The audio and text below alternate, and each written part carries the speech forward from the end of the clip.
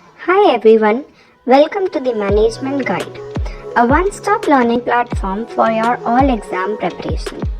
If you are watching our video for the first time, do subscribe to the channel and become part of our learning community. If you like our videos, do hit the like button and share with your friends and near and dear ones. In this video, we will be learning about the Mintzberg's 5 P's in strategy. So let's understand the 5 P's in strategy one by one. Henry Mintzberg concluded that strategic management process can be more dynamic and less predictable than management theorists had suggested.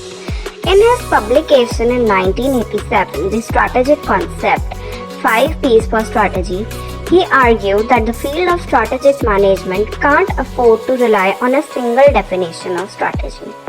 Instead, he proposed the definition of strategy in form of 5 P's. Let's understand these 5 P's one by one. Mintzberg outlined the 5 definitions of strategy and their relationships as follows.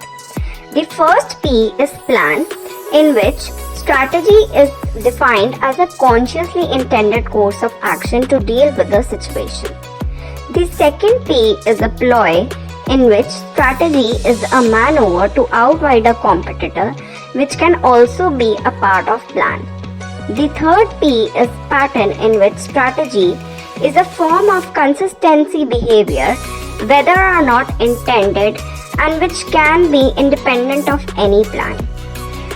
The fourth P is position, in which strategy is a mediating force or a match between the organization and the environment, which can be compatible with any of the P's.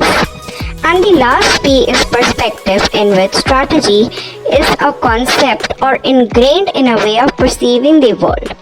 For example, an aggressive pace setter versus a late mover, which can be compatible with any or all of the P's. That's all in this video. I hope you would have understood the 5 P's of Mintzberg through this video.